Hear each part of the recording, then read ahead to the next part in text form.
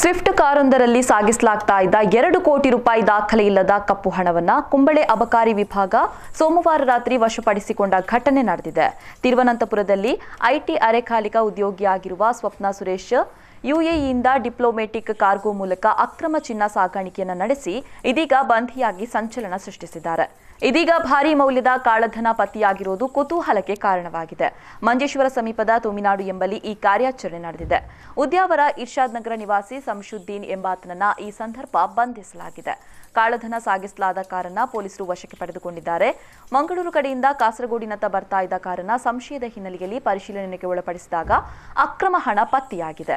2,87,300 ರೂಪಾಯಿ ಕಾಳಧನ ವಶಪಡಿಸಿಕೊಳ್ಳಲಾಗಿದೆ.